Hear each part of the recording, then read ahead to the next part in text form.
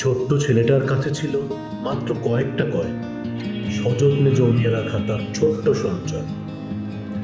আজ সে কিনল একটি মাত্র বিস্কুট।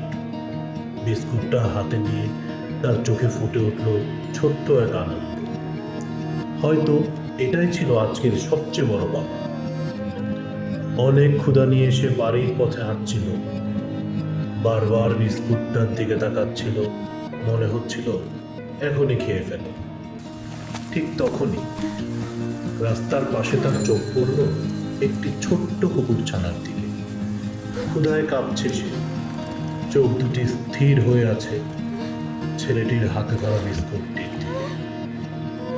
ছেলেটি থেমে গেল, একবার নিজের বিস্কুটের দিকে তাকালো, আর একবার তাকালো কুকুরছানাটির দিকে। তার চোখে ছিল দ্বিধা, আর মনে ছোট্ট এক যুদ্ধ। কিছুক্ষণ নীরব থাকার পর সে হাঁটু গেড়ে বসে পড়ল।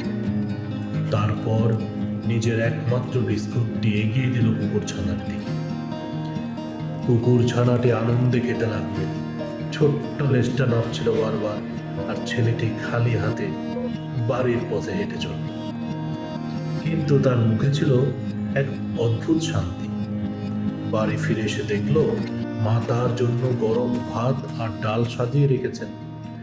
মায়ের মুখে মৃদু হাসি, ছেলেটির চোখ ভিজে উঠল আনন্দে। সে বুঝল ভালোবাসা কখনো কমে না, যখন তা ভাগ করে নেওয়া হয়। যে দিতে জানে সে কখনো সত্যিকারে খালি হাতে ফেরে না।